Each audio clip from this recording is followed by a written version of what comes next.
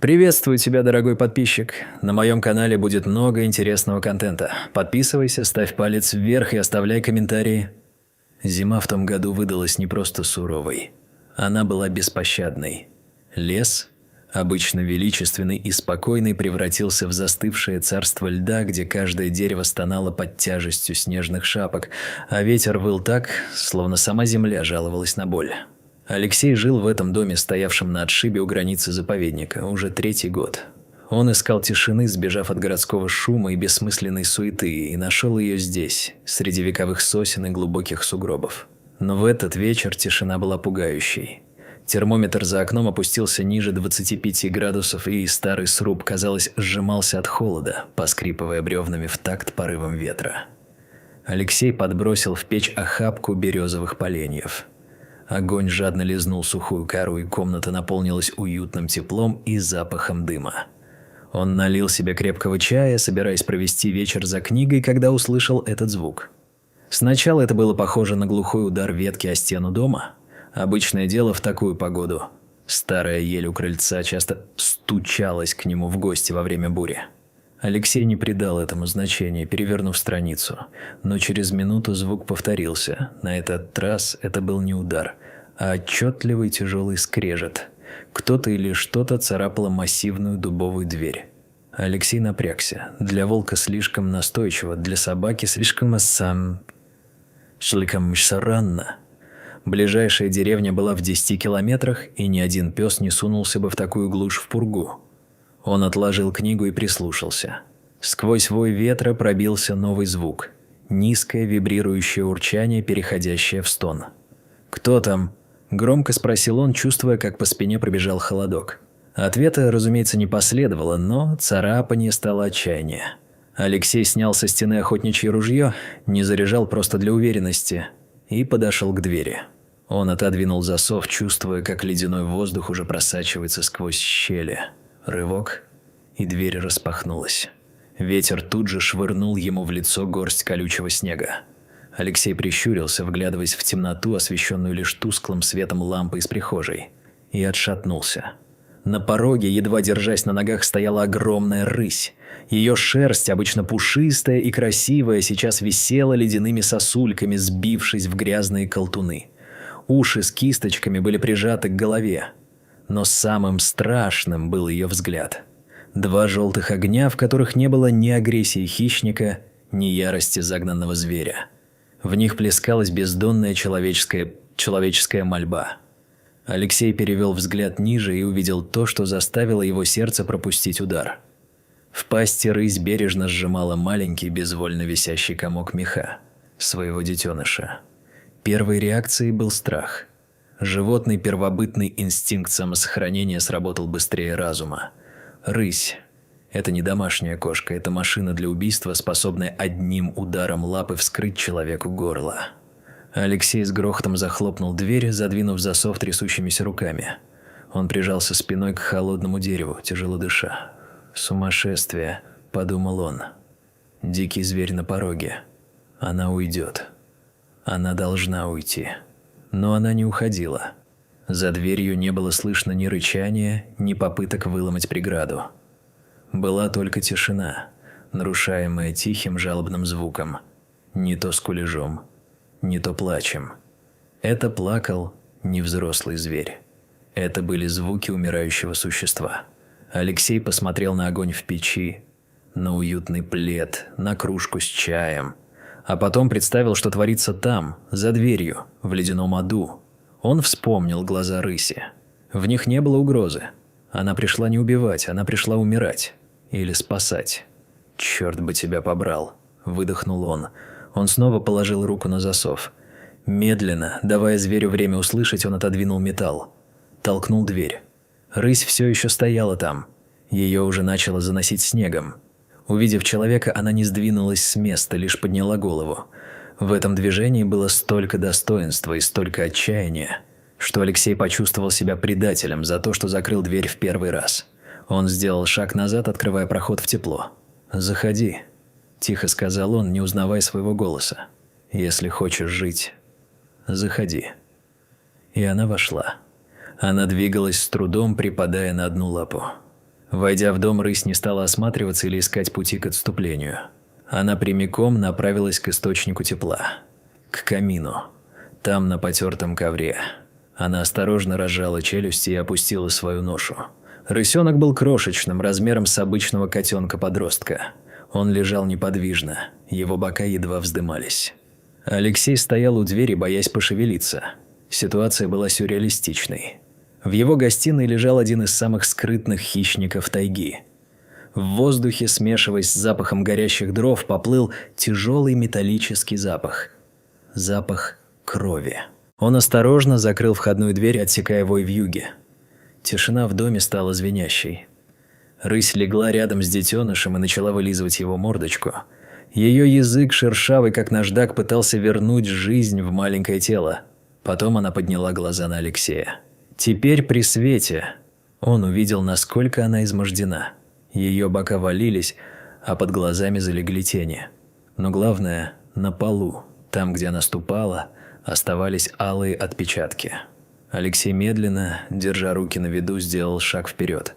Рысь глухо зарычала, обнажив клыки, но не встала.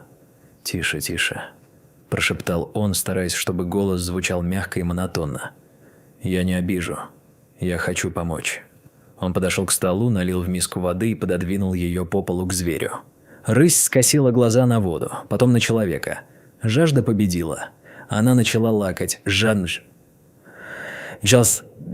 жадно, захлебываясь, расплескивая воду по полу. Пока она пила, Алексей смог рассмотреть ее правую переднюю лапу. То, что он увидел, заставило его сжать кулаки от ярости. Лапа была распухшей, шерсть на ней слиплась от запекшейся крови и гноя. Но самое страшное – глубокий рваный след, опоясывающий запястье. След от капкана.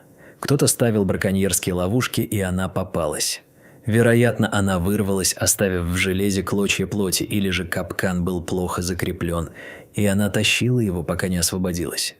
«Бедная девочка», – прошептал Алексей. Зверь перестал пить и посмотрел на него. В этом взгляде уже не было угрозы. Было ожидание. Алексей понял. Сейчас или никогда. Он достал аптечку. Перекись, бинты, антибиотики, обезболивающее. Он подошел ближе. Рысь напряглась, мышцы под шкурой заходили ходуном, но она не зарычала. Она позволила ему сесть рядом. Когда Алексей протянул руку к раненой лапе, рысь дернулась, издав болезненный вздох. «Потерпи», – сказал он, глядя ей в глаза. «Будет больно, но надо». Он начал обрабатывать рану. Запах гниения ударил в нос. Это было старое ранение, воспаление уже пошло глубоко. Каждый раз, когда он касался оголенного мяса, рысь вздрагивала, и ее когти непроизвольно царапали пол, оставляя глубокие борозды в дереве. Но она не укусила. Она терпела. Это было невероятное, почти мистическое доверие существа, у которого не было причин доверять человеку. Закончив с перевязкой и сделав укол антибиотика, благо у него были запасы для своей собаки, умершей год назад, Алексей переключил внимание на рысенка. Малыш был холоден, как лед. «Ну-ка, давай посмотрим на тебя». Алексей взял его на руки. Рысь дернулась было к нему, но, увидев, что он не причиняет вреда, опустила голову на лапы. Сил у нее больше не было. Рысенок был истощен до крайности. Скелет, обтянутый мехом. Алексей завернул его в шерстяной плед и положил ближе к печи, но не слишком близко, чтобы не было теплового шока. Потом он нагрел немного молока, добавив туда глюкозы. Следующие 3 часа превратились в битву за жизнь. Алексей по капле вливал теплое молоко в пасть малыша через пипетку. Сначала молоко выливалось обратно, рысенок не глотал. «Давай, парень, глотай», – шептал Алексей, массируя крошечное горлышко.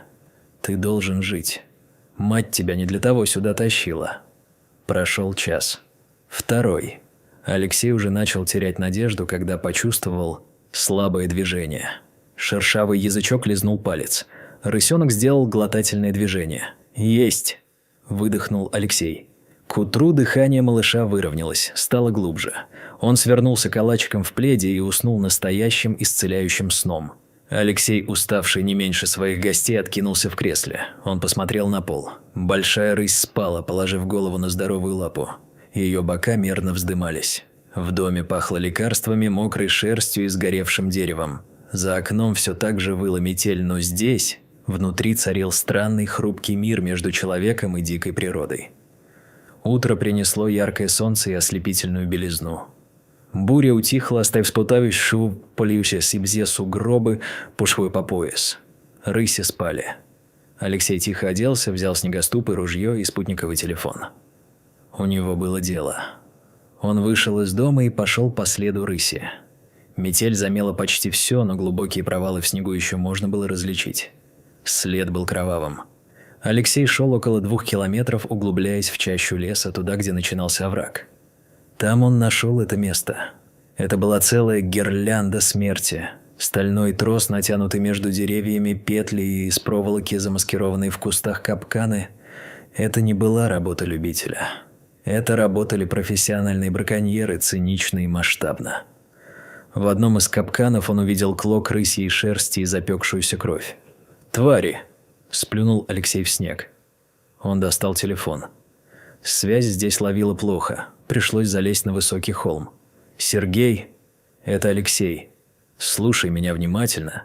В квадрате от 4 до 7 у Волчьего оврага сеть ловушек. Свежие? Да, много. Приезжайте с группой. И захватите ветеринара, если есть возможность, хотя... Нет, с ветеринаром я сам разберусь. Просто берите этих ублюдков». К вечеру в лесу слышался шум снегоходов. Рейнджеры сработали оперативно. Алексей встретил их у границы участка, показал ловушки. Оказалось, что егеря уже давно охотились за этой бандой, которая поставляла шкуры на черный рынок. Благодаря следам раненой рыси удалось найти их схрон в старой землянке в 5 километрах отсюда. 3 браконьеров взяли спящими. Когда Алексей вернулся домой, было уже темно. Он боялся, что, вернувшись, найдет пустой дом или разгром. Но когда он открыл дверь, его встретила картина, от которой защемило сердце. Рысенок, уже окрепший, неуклюже пытался взобраться на диван, цепляясь коготками за обивку. Мать-рысь лежала у огня и внимательно наблюдала за ним. При виде Алексея она приподняла голову и издала короткий звук «мряк». Это было приветствие. Они прожили у него почти 1,5 месяца. Это было странное время.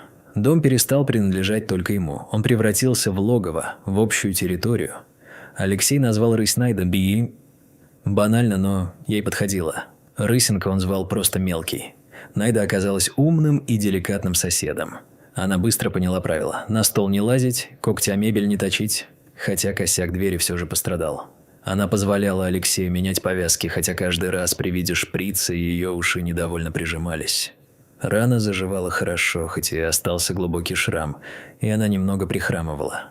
Мелкий рос как на дрожжах. Он был любопытным, игривым и абсолютно бесстрашным.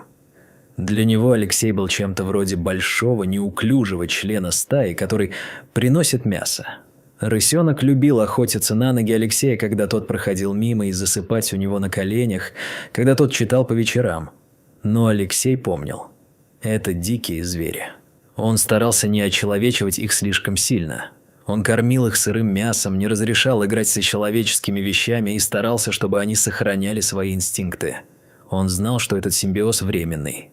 По вечерам, когда в камине догорали угли, Алексей смотрел на Найду. Она часто сидела на подоконнике и смотрела в темный лес. Ее глаза, отражавшие лунный свет, звали ее домой. Лес был ее стихией, ее жизнью. Дом человека был лишь госпиталем, временным убежищем. Пришла весна.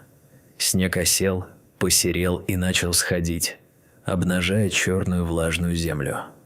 В воздухе запахло прелой листвой и березовым соком. Ручьи зазвенели по всему лесу, как 1000 маленьких колокольчиков. Найда стала беспокойной. Она все чаще подходила к двери, скреблась, нюхала воздух, просачивающийся с улицы. Мелкий тоже изменился. Он стал больше, сильнее. Его игры стали грубее, в них проснулся настоящий хищник. Настал день, когда удерживать их было бы преступлением. Алексей выбрал теплое солнечное утро. Он плотно накормил их в последний раз. Потом открыл настежь дверь, подпер ее камнем, чтобы не закрылась, и отошел в глубину комнаты. Найда сразу поняла. Она подошла к порогу. Втянула носом в воздух свободы. Ветер шевелил ее кисточки на ушах. Лес звал ее, пел ей песню, которую слышала только она. Мелкий выбежал первым. Он кубарем скатился с крыльца, чихнул от яркого солнца и принялся гоняться за первой проснувшейся бабочкой. Найда задержалась. Она стояла на пороге, одной лапой на улице, другой в доме. Потом она обернулась. Алексей стоял неподвижно, чувствуя комок в горле. «Ну, иди», – тихо сказал он. «Удачи тебе, Найда. Береги мелкого». Рысь сделала то, чего он никак не ожидал. Она вернулась в комнату. Подошла к нему вплотную. Алексей замер. Огромная кошка подняла голову и ткнулась влажным холодным носом в его ладонь. Это длилось всего секунду. Короткое, сухое прикосновение.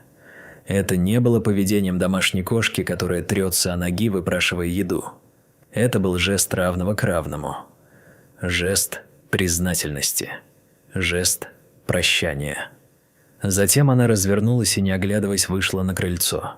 Легкий прыжок, и она растворилась в кустах, где ее уже ждал нетерпеливый детеныш. Алексей остался один. Дом вдруг показался ему огромным и пустым. Тишина, которую он так любил раньше, теперь давила на уши.